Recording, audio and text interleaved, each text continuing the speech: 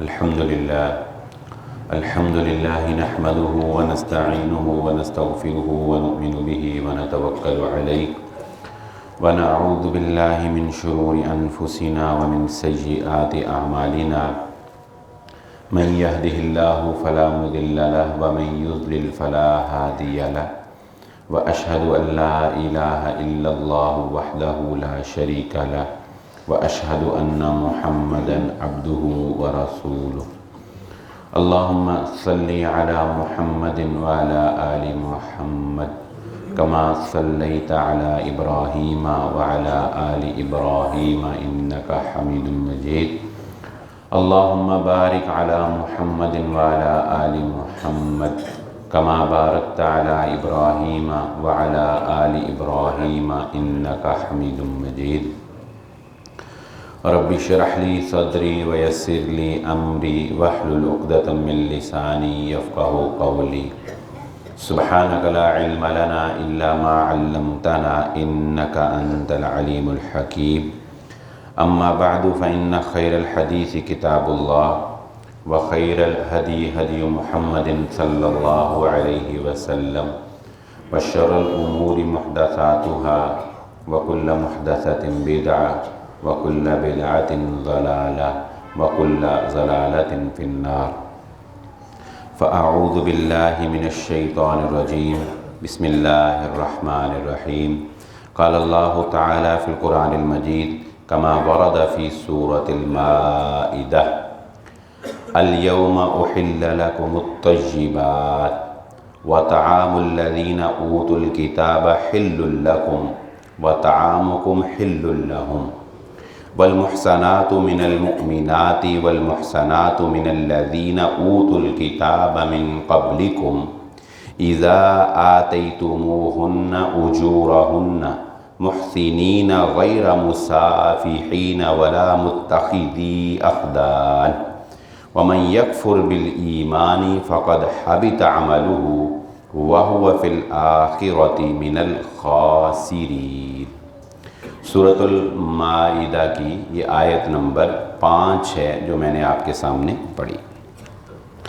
ہر قسم کی تعریفات اس خالق مالک ارض و سماوات کے لیے اور لاکھوں کروڑوں درود و سلام آپ محمد مصطفیٰ صلی اللہ علیہ وآلہ وسلم کی ذات اقدس پر۔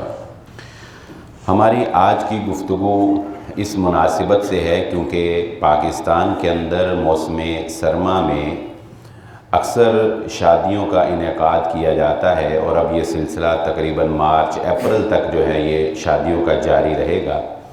تو اس حوالے سے میں نے یہ مناسب سمجھا کہ نکاح کے متعلق شریعت نے شادیوں کے متعلق شریعت نے ہماری کیا رہنمائی کی ہے، اس پر ہمیں ضرور کچھ سننا چاہیے۔ اللہ تعالیٰ سے اس دعا کے ساتھ کہ اللہ تعالیٰ ہمیں اپنی اصلاح کرنے کی توفیق عطا فرما دے۔ امت مسلمہ کے اندر اس وقت تقریباً 10 قسموں کے نکاح کیے جاتے ہیں۔ امت مسلمہ کے اندر اس وقت کتنی اقسام کے نکاح؟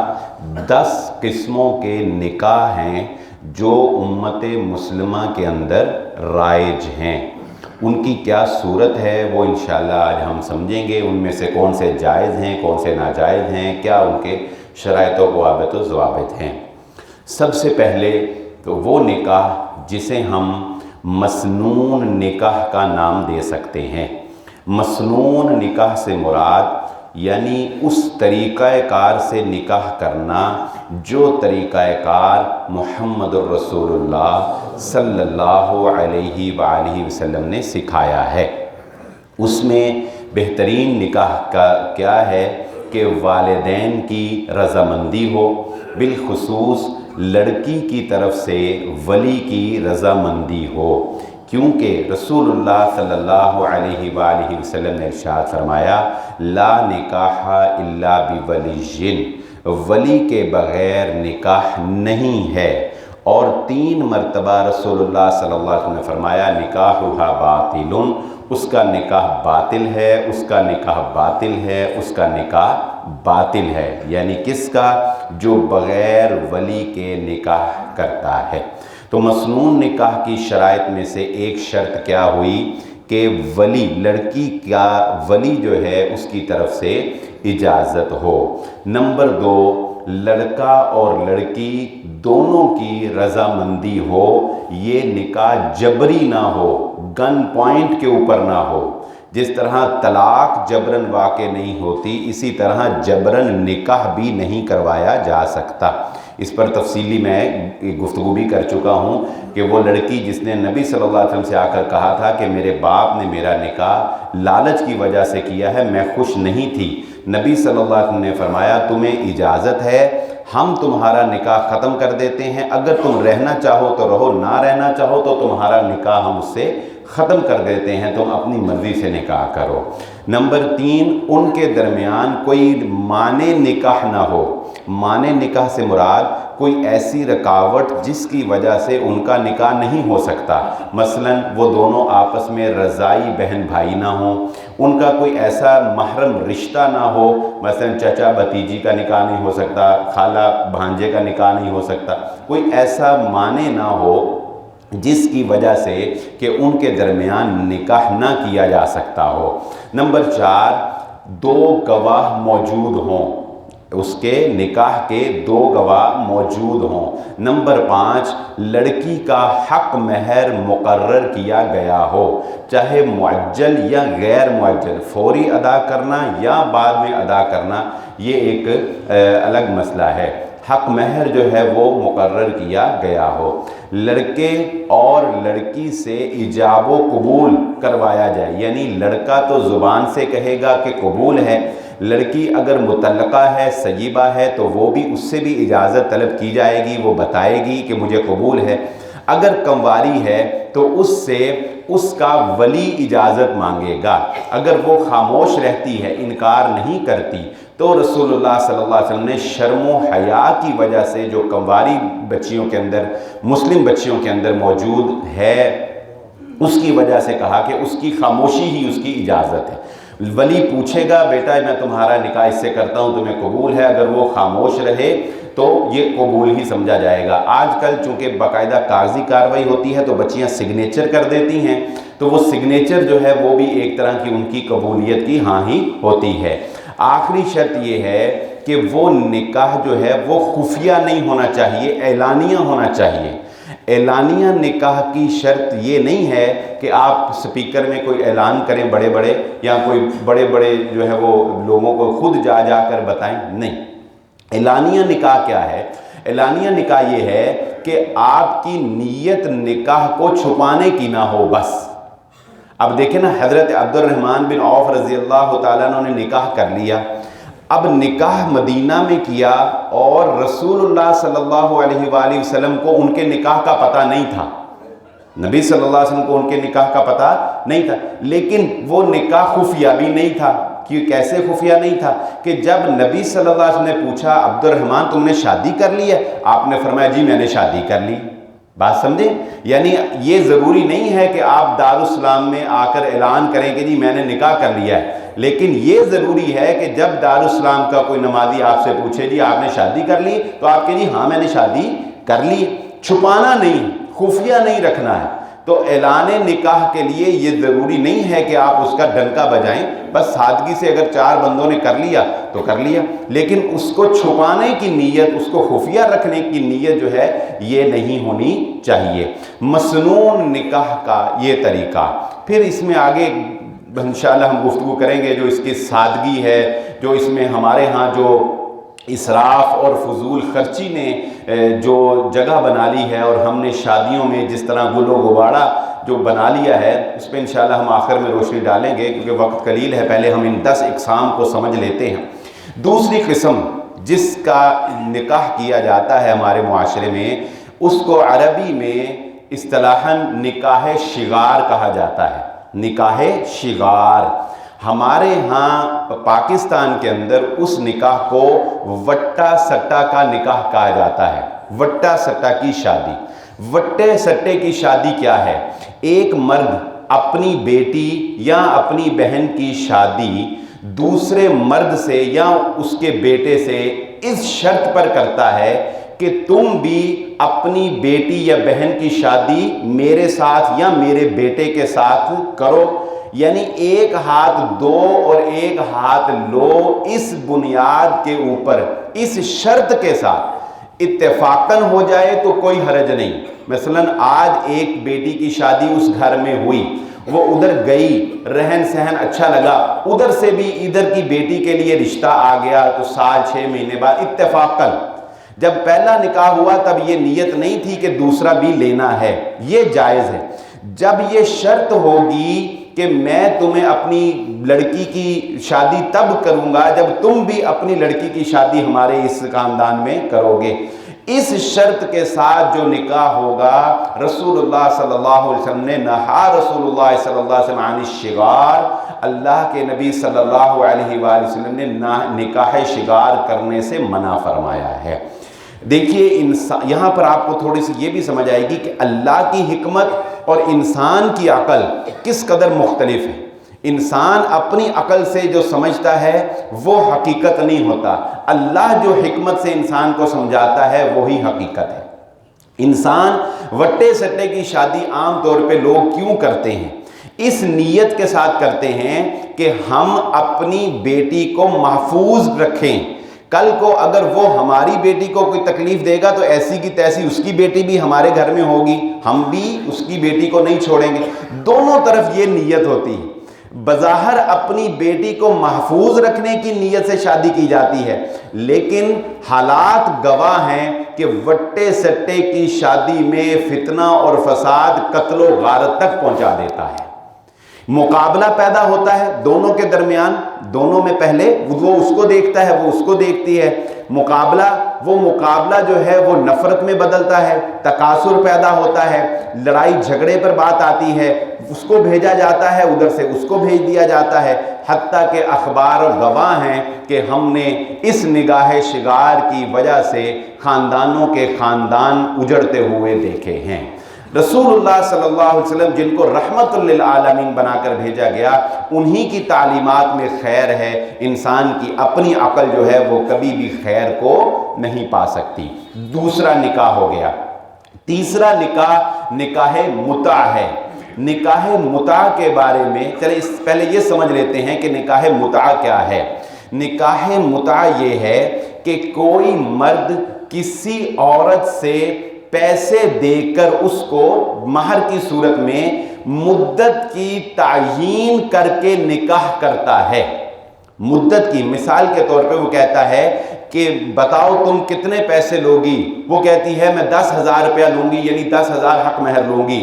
وہ کہتا ہے کہ ٹھیک ہے میں 10,000 روپیہ تمہیں حق مہر دینے کے لیے تیار ہوں، لیکن ہمارا یہ نکاح عارضی ہوگا، میں 3 دن بعد تمہیں طلاق دے دوں گا، میں 1 گھنٹے بعد تمہیں طلاق دے دوں گا، میں 1 مہینے بعد تمہیں طلاق دے دوں گا۔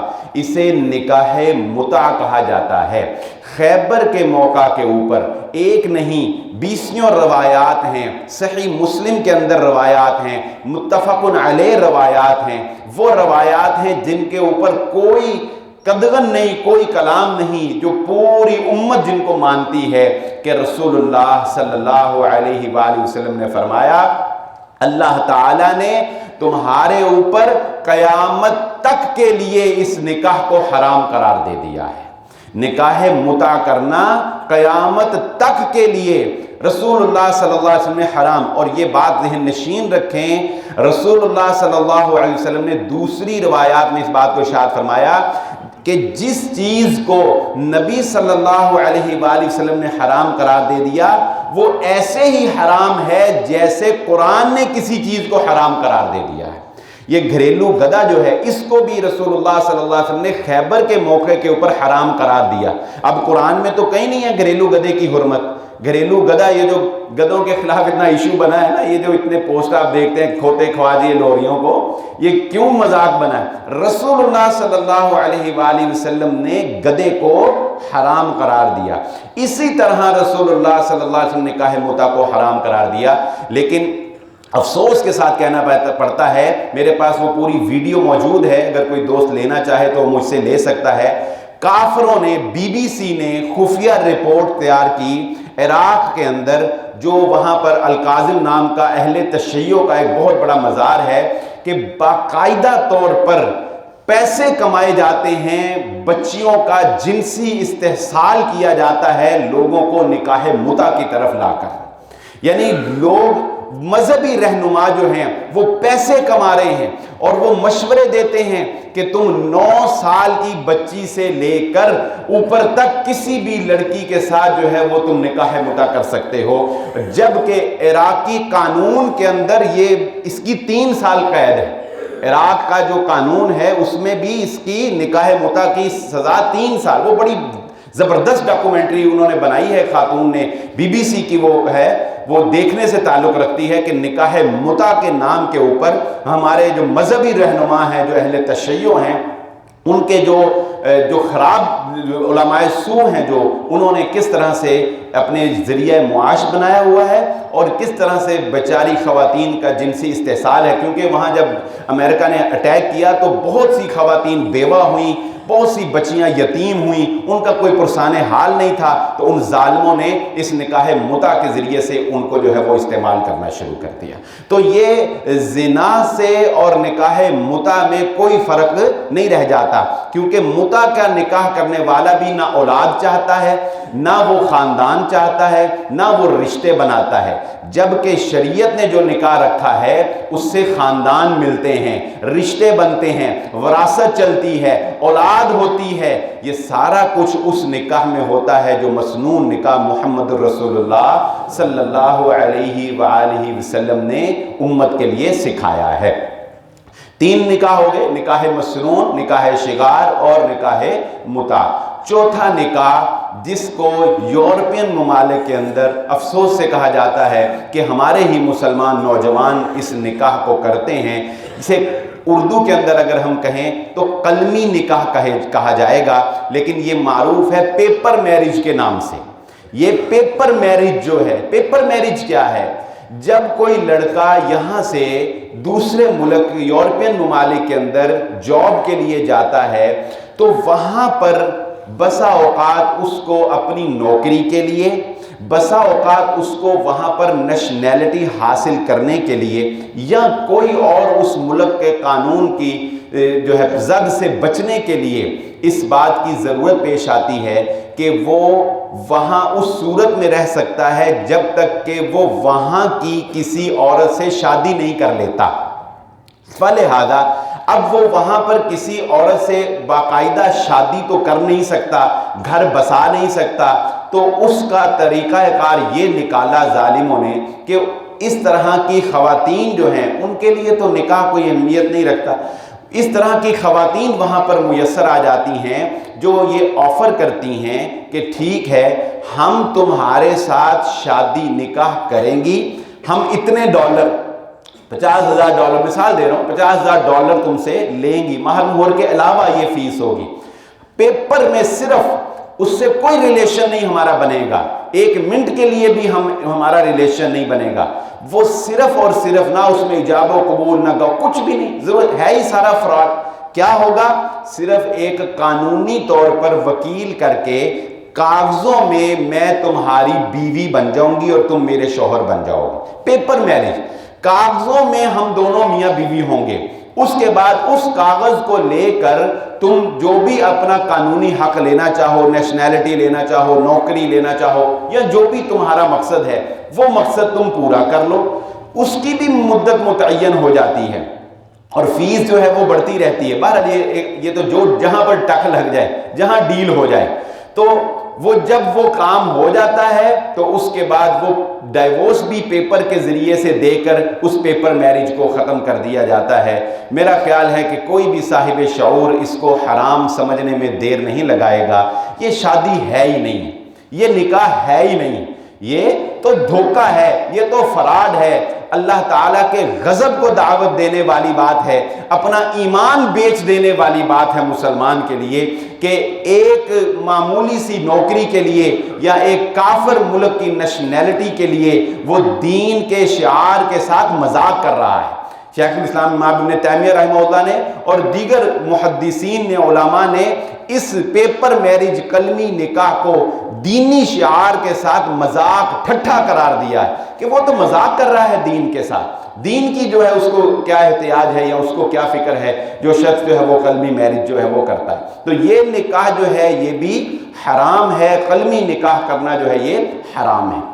اس کے بعد جو نکاح ہم مروج ہے وہ ہمارے پاکستان کے اندر ہے زیادہ، اور سندھ کے علاقے کے اندر یہ نکاح زیادہ ہے۔ اس پر بھی باقاعدہ رپورٹنگ جو ہے وہ صحافیوں نے کی ہے، ڈاکومنٹریز جو ہیں وہ اس پر بھی موجود ہیں، لیکن افسوس ہے ہماری جہالت کے اوپر، افسوس ہے ہماری کم عقلی کے اوپر کہ ہم ابھی بھی مسلم معاشرے کے اندر اس طرح کے نکاح جو ہے وہ رائج۔ اور وہ نکاح کیا ہے؟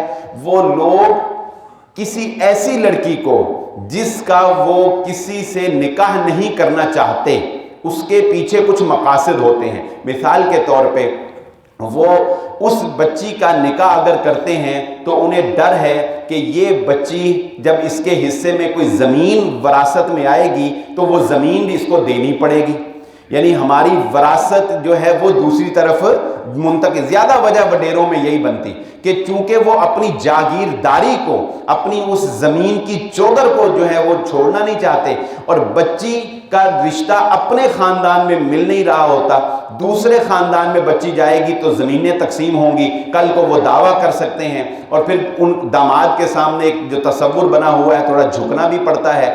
ان ساری قباحتوں سے بچنے کے لیے، جس طرح وہ جو جاہلیت کے عرب تھے وہ زندہ درگور کر دیا کرتے تھے، لیکن انہوں نے، ہمارے وڈیروں اور جاگیردارانہ نظام نے کیا طریقہ نکالا کہ قرآن سے لڑکی کا نکاح کر دیتے ہیں، قرآن سے لڑکی کا نکاح۔ اور یہ صرف زبانی کلامی نہیں ہوتا، یہ صرف زبانی کلامی نہیں، باقاعدہ تقریب منعقد کی جاتی ہے، باقاعدہ اس کو دلہن بنایا جاتا ہے، قرآن کو لایا جاتا ہے، ایک کمرے میں اس کو بٹھایا جاتا ہے، باقاعدہ مولوی صاحب نکاح پڑھاتے ہیں، وہ بیچاری لڑکی نکاح قبول کہتی ہے، اور ایک طرف قرآن ہوتا ہے اور ایک طرف وہ بچی ہوتی ہے۔ نتیجہ کیا نکلتا ہے کہ اب اس بچی کا نکاح قرآن سے ہو گیا، لہذا اب ساری زندگی یہ نکاح نہیں کر سکتی۔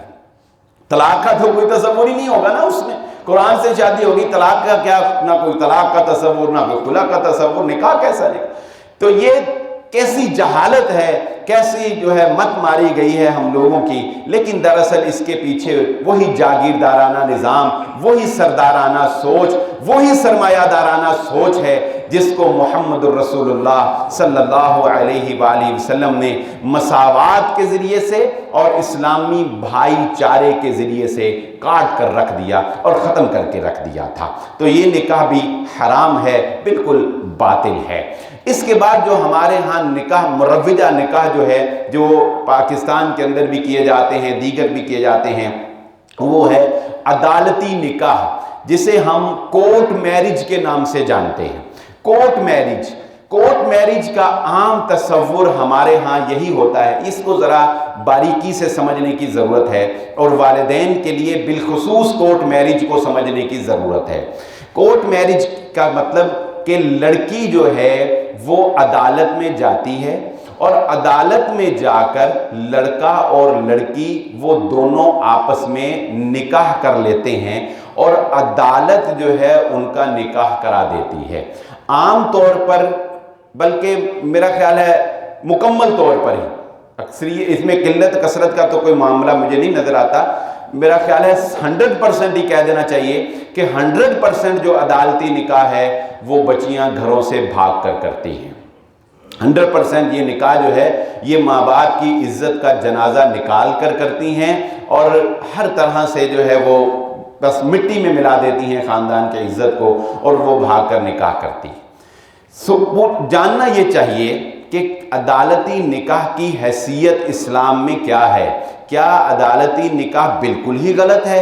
کیا اس کی کوئی جواز کی راہیں بھی نکلتی ہیں؟ اور اگر کوئی لڑکی، جبکہ ہم یہ کہتے ہیں کہ اسلام لڑکی کی پسند ناپسند کا خیال رکھتا ہے، تو اگر کوئی لڑکی اپنی پسند کی شادی کروانا چاہتی ہے تو پھر وہ کہاں جائے اور وہ کیا کرے؟ اس سٹیپ کو ذرا سمجھنے کی ضرورت ہے، کیونکہ حالات بدل جاتے ہیں. آج سے 15-20 سال پہلے اگر کوئی بچہ یہ کہتا تھا کہ میں اپنی پسند کی شادی کرنا چاہتا ہوں تو چاہے وہ رشتہ معقول بھی ہو ماں باپ کبھی نہیں مانتے تھے. انا کا مسئلہ بن جاتا تھا. ماں باپ کہتے تھے ہور جتھے تو کمیں کرا دیں گے ایتھے نہیں کرانی.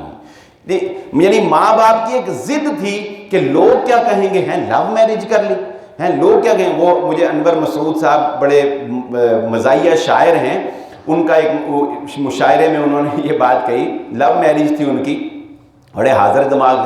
تو ان کو وہ کہتے ہیں کہ مجھے نا جب انہوں نے لو میرج کی تو کہتے ہیں کہ انہوں نے کسی نے حیران ہو کے پوچھا کہ انور صاحب آپ نے لو میرج کی ہے, محبت کی شادی کی ہے؟ تو وہ کہنے لگے کہ میں نے اس کو کہا کہ اور شادی نفرت سے کرنی چاہیے, شادی محبت سے کرنی چاہیے نا بھائی, نفرت سے کرنی چاہیے؟ بتائیں, شادی محبت کی کرنی چاہیے. ہاں لیکن لو میرج کا جو تصور ہمارے ہاں پہلے 15-20 سال پہلے تھا وہ اس طرح کنورٹ ہو گیا, افراط و تفریط ہے. تب ماں باپ مانتے ہی نہیں تھے اور اب ماں باپ کہتے ہیں دیکھ تیری مہربانی آپ پہ کوئی لبلاسی کر دیں گے. اب یہ صورتحال ہے. اب رشتے والیوں نے اتنا ستایا, رشتے کرانے والے اور یہ ماسیوں نے اتنا ستایا, فیسیں لے رشتے دکھا کے اور ٹھگ کے لوگوں کو لوگ تنگ آ گئے. اور اس کے علاوہ بھی رشتوں کے باہمی برابری نہ ہونے کی وجہ سے اب اتنے مسائل ہیں کہ اب صورتحال یہ ہے کہ ماں باپ بچوں کو کہتے ہیں کہ کوئی بات نہیں بیٹا, خود بھی اگر آپ پسند کر لیں, کوئی معقول سا ہو نا, بات بنتی نظر آتی ہو تو کر دیں گے کوئی بات. دونوں طرف افراط و تفریط ہے. مسئلہ کیا ہے اس کو سمجھنے کی ضرورت ہے. مسئلہ یہ ہے کہ اگر اس میں کوئی ممانعت نہیں ہے کہ کسی لڑکے کو اگر کوئی لڑکی جو ہے اس سے شادی کی خواہش پیدا ہو جاتی ہے یا کسی لڑکی سے کسی لڑکے سے شادی کی خواہش پیدا ہو جاتی ہے, اس کا طریقہ یہ نہیں ہے کہ وہ اس کا نمبر حاصل کر کے تو اس کو میسج کرنا شروع کر دے اور اس سے جو ہے وہ لائن سیٹ کرنا شروع کر دے. نہیں, اس کا طریقہ کیا ہے کہ وہ اپنے ماں باپ کو بتائے, اپنے ماں باپ کے ذریعے سے ایک عزت دار طریقے سے ان کے گھر نکاح کا پیغام بھیجا جائے, اس بات کو آگے چلایا جائے. اگر دونوں فیملیز آپس میں ایک دوسرے کے ساتھ باہمی رضامندی کے ساتھ موافقت کرتے ہوئے بات آگے چلا دیتی ہیں, دونوں کی شادی ہو جاتی ہے, تو اس جیسی اور اچھی بات ہی کوئی نہیں. لیکن بصورت دیگر دوسری حالت پیدا ہوتی ہے. دوسری حالت کیا ہے کہ لڑکے اور لڑکی نے کوئی خفیہ دوستی نہیں کی, آپس میں ایک دوسرے سے شادی کرنا چاہتے ہیں لیکن شریعت کی حدوں کو انہوں نے پامال نہیں کیا, خفیہ دوستی نہیں کی, کوئی ریلیشن قائم نہیں کیا, رشتہ بھی دونوں کا جو ہے وہ ایک دوسرے کے ساتھ مناسب ہے, لیکن والدین یا والد جو کہ ولی ہے جس کی اجازت ضروری ہے, وہ اپنی کسی ضد کی وجہ سے, اپنی کسی لالچ اور طمع کی وجہ سے, بعض اوقات والد کو یہ ضد ہوتی ہے کہ میں نے اپنے ہی خاندان میں کرنی ہے, ماں کو ضد ہوتی ہے میں اپنے ہی خاندان سے کرنی ہے, اسی ضد و ضدی میں بیچارے بچیاں یا بچے جو ہے اس کی عمریں گزر رہی ہوتی, وہ کہتا ہے میرا کی قصور ہے. تو ایسی اگر کوئی صورت ہو کہ بسا اوقات ناراضگی اتنی ہوتی ہے کہ باپ کہتا ہے میں نے شادی کرنی نہیں, تو اگر ایسی کوئی صورت ہو کہ بچہ اور بچی نکاح کرنا چاہتے ہیں اور بغیر کسی پراپر ریزن کے, معقول وجہ کے ولی ان کا نکاح نہیں کر رہا, تو اس کی پہلا سٹیپ یہ ہوتا ہے کہ باپ کو سائیڈ پہ کر کے اس کے دادا کو ولی بنا لیا جائے. لڑکی کا دادا جو ہے وہ ولی بنے, دادا نہیں ہے اس کا چچا اگر ہے, تایا ہے تو وہ ولی بن جائے, بھائی ہے تو وہ ولی بن جائے, اگر وہ شادی شدہ ہے, بیوہ ہے, شادی کرنا چاہتی ہے, بیٹا ہے, باپ نہیں مان رہا. بہت سے لوگ اپنی بیوہ اور متعلقہ لوگ بچیوں کی شادی نہیں کرتے, اس کو اچھا نہیں سمجھتے, لیکن وہ بیچاری کرنا چاہتی ہے اور شریعت کا حکم ہے کہ ان کی شادی کرو. تو اگر باپ نہیں مان رہا تو بیٹی جو بیٹا جو ہے اس کو ولی بنا لیا جائے. اور اگر کوئی بھی نہیں مان رہا تو پھر عدالت کا دروازہ کھٹکھٹایا جاتا ہے. اور اس کی صورت بھی یہ نہیں ہوتی جو ہمارے ہاں بھاگ کر شادی کر لی جاتی ہے, اس کی صورت یہ ہوتی ہے کہ بچی عدالت میں جا کر یا ہمارا جو کوئی ناظم ہے اس کے پاس چلی جائے, یا یونین کونسل میں چلی جائے, MNA MPA کے پاس چلی جائے, جو بھی قاضی ہے, جو بھی کوئی جس تک اس کی رسائی ہو, کسی بھی اثر و رسوخ والے جو اولو الامر میں آتے ہیں ان کے پاس چلی جائے, اور وہ بندہ پھر یہ جج کرے. جو ہمارے ہاں ایک پنچایت سسٹم ہے, پنچایت بلائے اور وہ یہ جج کرے کہ آیا بچی زیادتی تو نہیں کر رہی یا اس کے والدین جو ہیں وہ زیادتی کر رہے ہیں. دونوں کی بات سنے گا نا. باپ کو پوچھے گا بھی یہ جہاں شادی کروانا چاہتی ہے تم کیوں نہیں کرنا چاہتے, وہ کوئی ریزن بتائے گا نا. اور بچی بھی بتائے گی کہ جی یہ وجہ ہے, میں اس لیے یہاں کرنا چاہتی ہوں, یہ نہیں مانتا.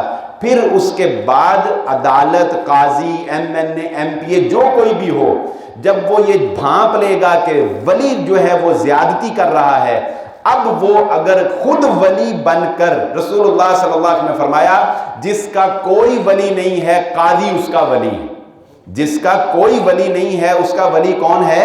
قاضی ہے. تو جب یہ وہ بھانپ لے گا کہ بچی بیچاری کے ساتھ زیادتی کی جا رہی ہے, اس کو انا حرص و طمع کی بھینٹ چڑھایا جا رہا ہے, تو اس صورت میں وہ خود اس کا ولی بن کر اگر نکاح کر دیتا ہے تو یہ نکاح بالکل درست ہے.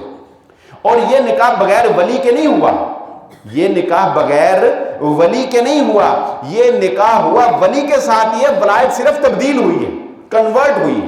تو اس لیے جو ہمارے ہاں ایک عدالتی نکاح جو ہے, جو ہمارے ہاں کورٹ میرج ہے, اس کے پروسیس اور طریقہ کار کو سمجھنے کی ضرورت ہے. آگے چلیے, ایک نیا نکاح, نیا تو نہیں کہہ سکتے اس کو, لیکن ایک اصطلاحاً یہ متعارف اب کروایا گیا, بالخصوص 1990-92 کی دہائی میں عرب علماء نے اس کو متعارف کروایا, اور شیخ ابن باز یہ اس وقت زیادہ معروف اور مشہور ہوا جب شیخ ابن باز رحمہ اللہ تعالیٰ نے اس کے جواز کا فتویٰ دیا, اور شیخ ابن عثیمین رحمہ اللہ تعالیٰ نے بھی اس کو جو ہے وہ جائز کہا. اور وہ نکاح مسیار کے نام سے جانا جاتا ہے. نکاح مسیار کا لوگوں نے مس یوز کیا. یہ بات اپنی جگہ ایک مسلمہ حقیقت ہے کہ جب آپ لوگوں کو تھوڑی سی ریلیکسیشن دیتے ہیں تو وہ اس سے بہت سی راہیں خود ہی نکال لیتے ہیں. وہ آپ ان کو تھوڑا سا ریلیکس کریں نا تو اس کے بعد وہ اس کو جو ہے وہ بہت زیادہ جو ہے وہ خود ہی پھیلا لیتے ہیں. اس لیے اس پر انشاءاللہ کبھی جمعہ پڑھاؤں گا کہ مفتی کا جو فتویٰ دینے کا جو کام ہے وہ کیوں کسی مفتی کے ساتھ خاص رکھا گیا ہے. اس نے بہت سی باتوں کو جو ہے وہ مد نظر رکھنا ہوتا ہے. یہاں مسئلے پر بیٹھے تو کوئی پوچھتا ہے تو ساتھ والا کہتا ہے کہ منو بھی پتہ, میں بھی دس دینا ہے, لیکن صرف علم کا ہونا ہی کافی نہیں ہوتا. سائل کی نوعیت کو دیکھ کر جو ہے مفتی فیصلہ کرتا ہے, اور مفتی کا فتویٰ سائل کی نوعیت سے مختلف بھی ہو سکتا ہے. حکمن نہیں, حکم وہی ہوگا لیکن سائل کی نوعیت کو دیکھ. بہرحال یہ ایک الگ ٹاپک. شیخ ابن باز نے اس کو جائے, لوگوں نے اس کا ناجائز استعمال کرنا شروع کر دیا, تو پھر اس کے بعد انہوں نے بھی اس پر خاموشی اختیار کر لی. میں مختصراً بتا دیتا ہوں کہ نکاح مسیار کیا ہے. نکاح مسیار بیسیکلی وہی نکاح ہے جسے ہم نکاح مسنون قرار دیتے ہیں. اس نکاح کے اندر ساری شرائط پوری کی جائیں گی, یعنی گواہ بھی ہوں گے, حق مہر بھی ہوگا, ولی بھی ہوگا, ایجاب و قبول بھی ہوگا, اور ایک دوسرے سے اولاد کا حصول بھی ہوگا, دائمی رکھنے کی نیت بھی ہوگی, ایک دوسرے کے خاندان بھی بنیں گے, اعلان بھی ہوگا, وراثت بھی آگے چلے گی. اگر ان ساری چیزوں میں سے کوئی ایک چیز بھی نکاح مسیار میں نہیں پائی جاتی تو پھر یہ نکاح جائز نہیں ہوگا. یہ پھر نکاح متع کے قریب ترین چلا جاتا ہے. نکاح مسیار کو لوگوں نے مس یوز کیا نکاح متع کے ساتھ ملا کر. اس میں صرف ایک چھوٹی سی ریلیکسیشن جو ہے وہ ملتی ہے, جو علماء کرام نے حالات کو مد نظر رکھتے ہوئے دی تھی. وہ کیا؟ وہ کہتے ہیں کہ نکاح مسیار وہ ہے, یہ سارا کچھ موجود ہے, لیکن خاوند یا بیوی اپنی مرضی سے, اپنی خوشی سے اپنا کوئی حق جو ہے وہ ایک دوسرے کو معاف کر سکتی ہے. بس بات سمجھے؟ مثال سے سمجھا دیتا ہوں. مثلا ساری شرائط تو یہ جو میں نے ابھی بیان کی یہ پوری ہو گئی, لیکن خامن جو ہے وہ پہلے شادی، عام طور پہ نکاح مسیار دوسری شادی والے ہی کرتے ہیں، پہلی والے نہیں کرتے، یہ دوسرے والے ہی یہ قدم اٹھاتے ہیں۔ تو مثال کے طور پہ ایک آدمی ہے، وہ نکاح کرنا چاہتا ہے لیکن اس کے پاس مالی وسائل نہیں ہیں کہ وہ بیوی کا نان و نفقہ جو ہے وہ اٹھا سکے۔ بیوی، اب شادی کے بعد نان و نفقے کی ذمہ داری کس کی ہے؟ خامند کی۔ بیوی جو ہے وہ یہ کہتی ہے کہ ٹھیک ہے، تم اگر میرے نان و نفقے کا خرچ جو ہے ذمہ داری نہیں اٹھا سکتے تو میں تمہیں اپنے نان و نفقے کی ذمہ داری معاف کرتی ہوں۔ یہ بیوی کا حق تھا نا۔ اس میں وہ مثال دیتے ہیں حضرت سودا بنت زمعہ رضی اللہ تعالیٰ عنہ کی، کہ انہوں نے نبی صلی اللہ علیہ وآلہ وسلم کی خواہش کو مد نظر رکھتے ہوئے، اور جب وہ زیادہ بوڑھی ہو گئی، عمر رسیدہ ہو گئی، تو انہوں نے نبی صلی اللہ علیہ وسلم کو کہا کہ آپ میرے حصے کی جو باری ہے نا، جس رات آپ نے میرے پاس رہنا ہوتا ہے، میں آپ کو اجازت دیتی ہوں آپ حضرت عائشہ کے پاس رہ لیا کریں۔ یہ ان کا حق تھا نا، انہوں نے اپنا حق ایک معاف کر دیا۔ تو حق جو انسان کا ہوتا ہے اس کو اسی طرح مثال کے طور پہ مرد یہ کہتا ہے کہ میرے پاس رہائش نہیں ہے کہ میں تمہیں رکھ سکوں، اب رہائش دینا جو ہے یہ کس کی ذمہ داری ہے؟ یہ خامن کی۔ عورت کہتی ہے کہ کوئی بات نہیں، تم میری گھر میں آ کر میرے ساتھ مستقل رہ لیا کرو، جسے ہم ایک گھر داماد کی شکل بھی کہتے ہیں۔ تو مختصر یہ کہ نکاح مسیار میں بالکل ہر چیز پوری ہوتی ہے، صرف اگر کوئی مرد یا کوئی عورت اپنا کوئی حق جو ہے حالات کے پیش نظر، مجبوری کے پیش نظر، کہ چلو نکاح بھی کرنا ہے، وسائل نہیں بن رہے ہیں، حالات نہیں سازگار ہو رہے ہیں، تو چلو میں کچھ اس کو معاف کر دیتی ہوں، اگر کوئی حق اپنا معاف کر دیتی ہے تو اس کو علماء اکرام جائز قرار دیتے ہیں، اور اس کا نام جو ہے وہ نکاح مسیار رکھا گیا ہے۔ 9 قسم کے یہ نکاح ہو گئے ہیں جو ہمارے معاشرے کے اندر رائج ہیں، لوگ کرتے ہیں، نادانی میں کرتے ہیں، غلطیاں کرتے ہیں، یہ نکاح ہمارے اندر رائج ہیں۔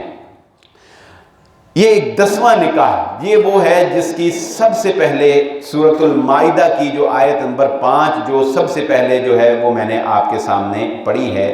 کسی مسلمان مرد کا کسی اہل کتاب عورت سے شادی کرنا، اللہ رب العزت نے سورۃ المائدہ میں اس چیز کو جائز قرار دیا۔ آیت نمبر 5 میں اليوم احل لكم الطیبات وطعام الذین اوتوا الکتاب حل لكم، ان کا کھانا ہمارے لیے حلال اور ہمارا کھانا ان کے لیے حلال۔ والمحصنات من المؤمنات والمحصنات من الذین اوتوا الکتاب من قبلکم، پہلی شرط اہل کتاب کی عورت سے شادی کر سکتے ہو۔ اہل کتاب میں یہودی اور عیسائی اس وقت موجود ہیں، یعنی یہودی لڑکی عورت سے اور عیسائی عورت سے شادی کی جا سکتی ہے۔ پہلی شرط جو اللہ رب العزت نے لگائی، والمحصنات، وہ پاک دامن ہو، وہ پاک دامن ہو، بد کردار، بد چلن، زانیہ نہ ہو۔ اور جب تم نے ان کو ان کا اجر یعنی حق مہر دے دیا، محسنین دوسری شرط لگائی، محسنین غیر مصافحین ولا متخذی اخدان۔ محسنین کا معنی تمہارے ساتھ گھر بسانے کی نیت سے مستقل رہنا چاہتی ہوں، پاک دامن ہو، اور یہ نکاح وہ جو میں نے کلمی شادی بتائی نا، یہ اس کی نفی ہے کہ تمہارے ساتھ گھر بسانے کی نیت سے مستقل رہنا چاہتی ہو، غیر مصافحین، عارضی لذت پوری کرنے کے لیے نہ نکاح کیا جائے، کیونکہ اہل کتاب کی عورتوں سے عام طور پہ انسان اسی وقت شادی کرتا ہے جب وہ ان کے علاقے میں جاتا ہے۔ زیادہ تر ظاہر ہے ادھر پاکستان میں تو اہل کتاب کی عورت سے شادی کہ آپ کو بہت کم نمونے ملیں گے، لیکن جب ادھر جائیں گے تو ادھر اہل کتاب کی عورتوں سے شادیوں کے زیادہ مثالیں ملیں۔ اس لیے یہ باتیں وضاحت کر دیں کہ وہ تمہارا گھر بسانے والی ہوں، غیر مصافحین، وہ عارضی طور پر لذت پوری کرنے والی نہ ہو، ولا متخذی اخدان، اور وہ خفیہ، یہ یہ بات تو دونوں پر اپلائی ہوتی ہے، چاہے وہ مسلمان ہو یا عورت ہو، کہ وہ خفیہ دوست بنانے والی نہ ہوں۔ لیکن اگلی بات اس سے بھی اہم ہے، وَمَن يَكْفُرْ بِالْإِيمَانِ فَقَدْ حَبِطَ عَمَلُهُ وَهُوَ فِي الْآخِرَةِ مِنَ الْخَاسِرِينَ۔ اگر تمہیں اس آیت کا مفہوم کیا ہے، اگلی جو پہرا ہے اس کا مفہوم کیا ہے، جس کو فقہاء نے، محدثین نے، مفسرین نے کھول کر بیان کیا، اہل کتاب کی عورت سے شادی اس وقت کی جا سکتی ہے جب دو خدشات سے آپ اپنے آپ کو محفوظ سمجھتے ہوں۔ دو خدشات، یہ جو ابھی پیچھے بیان کر دی شرط، ان کے علاوہ وہ دو خدشات جو ہیں وہ کیا ہیں؟ نمبر ایک، تمہیں اتنا اپنے دین کا علم اور پختگی ہو کہ کہیں یہ نہ ہو کل کو تم ہی عیسائی ہو جاؤ، تمہیں اس کو مسلمان کرنے کا شوق ہو، تمہیں اپنے دین پر اتنی گرفت ہو کہ تم اسے مسلمان کر سکتے ہو، یہ نہ ہو کہ کل کو تم اتنے کمزور ایمان والے ہو، تمہیں اتنا بھی نالج نہ ہو کہ کل کو وہ چار باتیں سنا کے تمہیں حق دین سے جو وہ پھیر دے۔ اگر تمہارے پاس اتنا نالج نہیں ہے، اتنا پختہ ایمان نہیں ہے، پھر نہ کرو اس سے شادی، فتنے میں کا شکار ہو جائے۔ دوسری بات جو فقہاء نے بیان کی وہ کیا ہے کہ ظاہر ہے جب اس عیسائی اہل کتاب کی عورت سے شادی ہوگی تو بچے بھی ہوں گے۔ وہ کہتے ہیں کہ اس ملک میں شادی کرنا اہل کتاب کی عورت سے جائز نہیں ہوگا جس ملک کے قانون میں بچوں کو عورت جبرن کافر بنا سکتی ہو، جبرن کافر بنا سکتی ہو۔ یہ بڑی دقیق بات ہے سمجھنے کی۔ کیا مطلب کل کو جب بچے ہو جائیں تو وہ عورت کہے کہ میں نے ان کو عیسائی بنانا ہے، میں نے ان کو جو ہے وہ یہودی بنانا ہے، اور آپ کہیں کہ نہیں میں نے مسلمان بنانا، اور وہ عورت اس کو قانونی حیثیت حاصل ہو کہ وہ قانوناً اپنے بچوں کو اپنے پاس رکھ کے چاہے تو کافر عیسائی بنائے چاہے تو یہودی بنائے، وہ آپ پر کیس کر دے، آپ کچھ نہ کر سکتے ہوں۔ اگر ایسی صورت ہو تو پھر بھی اہل کتاب عورت سے شادی کرنا جائز نہیں۔ ہاں آپ کو یقین ہو کہ بچوں پر آپ کی گرفت ہوگی، آپ کو قانونی معاونت بھی ہو، قانون آپ کا ساتھ دیتا ہو، قانون میں بچوں پر آپ کی حکمرانی تسلیم کی جاتی ہو کل کو، تو پھر آپ اہل کتاب کی عورت سے شادی کر سکتے ہیں، وگرنہ نہیں کر سکتے۔ امید ہے کہ ہم اس موضوع کو آئندہ جمعہ میں جاری رکھیں گے۔ آج کی اس گفتگو میں لب لباب اور خلاصہ یہ ہے کہ مسلم امت کے مابین سنت نکاح کو چھوڑ کر، مسنون نکاح کو چھوڑ کر 9 اور طریقوں سے نکاح کیا جاتا ہے۔ ان میں سے کچھ شرائط کے ساتھ کچھ جائز بھی ہیں، اور اس میں جو قباحتیں ہیں وہ آج ہم نے جانی ہیں۔ اللہ رب العزت سے دعا ہے کہ اللہ تعالی ہمیں ان فتنوں سے محفوظ فرمائے، ہماری اولادوں کو، ہمارے بچوں اور بچیوں کو ان فتنوں سے محفوظ فرمائے، اور اللہ تعالی ہمیں مسنون طریقے سے اس فریضے کی ادائیگی کی توفیق عطا فرمائے۔ وما علیہ الا البلاغ۔